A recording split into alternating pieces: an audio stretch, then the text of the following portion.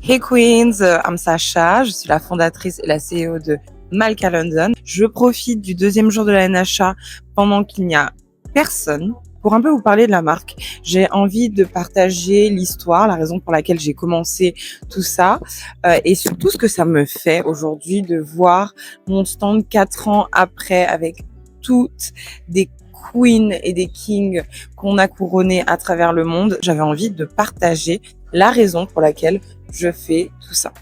C'est vrai que depuis toujours, j'ai associé ma beauté à mes cheveux. Donc j'ai toujours eu des cheveux bouclés. À un moment donné, c'était la mode, donc il fallait que mes cheveux soient parfaits. C'est vrai que j'ai toujours ressenti, j'ai toujours cru que ma beauté s'apparentait uniquement à mes cheveux.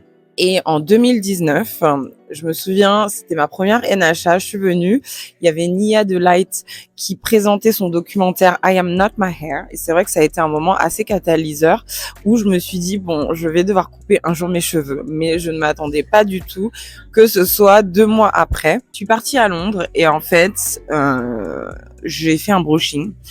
Et disons que la dame a juste brûlé mes cheveux. C'était une Jamaïcaine. Big up Jamaican people, mais la dame a niqué mes cheveux. Et en fait, j'ai pas eu le choix que de les couper ultra court.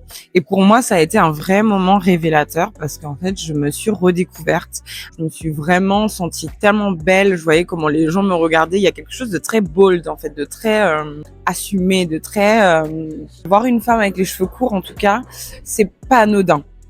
Et fast forward, il y a eu le Covid. J'ai commencé ma première entreprise Protect But Make It Fashion où je faisais des masques. Je les cousais, des masques chirurgicaux.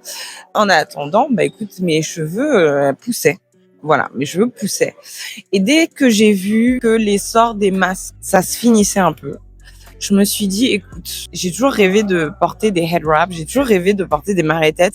Je ne sais pas faire. Je ne sais pas faire, je n'ai pas la patience, je ne sais pas quoi apprendre. Moi, je porte pas de foulard de base, donc j'avais rien en fait. Et je me souviendrai toujours de ce jour où j'ai reçu ce message ou cette idée de créer juste un bonnet doublé de satin et une longue bande. Et en fait, je dis toujours que c'est Dieu qui m'a donné ces couronnes, qui m'a donné cette idée, qui m'a permis de créer cette couronne parce que le message qu'il y a derrière est bien plus fort que juste couvrez vos cheveux.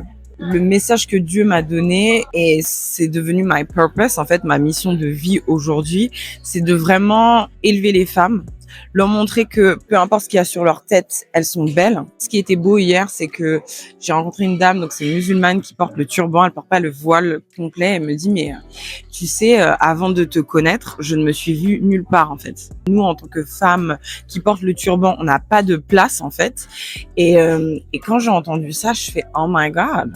Wow. Quand je rencontre des femmes qui perdent leurs cheveux après une chimio, après un choc émotionnel et qui me disent mais en fait tu te rends pas compte que rien de pouvoir utiliser ma bande pour couvrir la partie chauve, à quel point ça me fait du bien en fait, à quel point ça me redonne confiance en moi. C'est là que je me dis waouh. C'est définitivement Dieu qui m'a donné tout ça. Je suis désolée. Et au final, quand je vois à quel point un produit que j'ai créé pour moi, pour ma propre aisance et élégance, bénéficie à tellement de femmes différentes, en fait, c'est juste incroyable. Quand j'ai commencé à porter la couronne, j'ai senti déjà un recentrage, mais j'ai aussi senti comment je me tenais. Les gens me regardaient. C'est vrai qu'à Londres, on a beaucoup de rastas et les rastas, surtout quand tu portes la couronne comme ça, en fait, c'est une forme de respect. On a une forme de respect par rapport à ça assez incroyable que j'ai jamais vu en fait nulle part ailleurs. Genre je marchais dans la rue, les gens pas s'abaissaient mais faisaient une révérence en mode Empress. Enfin il y a un respect incroyable en fait. Et comment tu te sens tellement powerful, tu te sens tellement puissante dès que tu as ta couronne sur la tête que en fait ce sentiment je veux que toutes les femmes puissent le ressentir. Et peu importe quel genre de femme en fait, qu'elle soit noire, qu'elle soit blanche, qu'elle soit musulmane, qu'elle soit indienne, peu importe qui, tout le monde mérite de porter sa couronne. Et voilà, c'est vraiment ce message universel d'empowerment, de puissance, de beauté universelle que je veux pouvoir transmettre aujourd'hui avec Malka London. Et quand je viens à la NHA, par exemple, sur des événements comme ça, et que je revois des clientes qui me suivent depuis le début, quoi. I'm gonna cry. Je suis toujours tellement émotive en fait, émue à chaque fois que je me dis mais en fait tout ce que j'ai créé en 4 ans et de voir en fait à quel point tout ce qu'on a créé tout ensemble en fait. Et si je vous ai mis là aujourd'hui sur ce mur, c'est parce que vous êtes Malka London, vous avez fait Malka London et vous me donnez tellement de force en fait pour continuer. Même quand les choses sont dures, hein. Ah les filles, si vous savez si vous suivez la newsletter, vous savez très bien que je parle de tout ce qui se passe dans la marque et à quel point j'ai sacrifié tellement pour cette marque. Et là, on arrive à un point où, à la rentrée, je veux monter des fonds, je veux ramener un investisseur.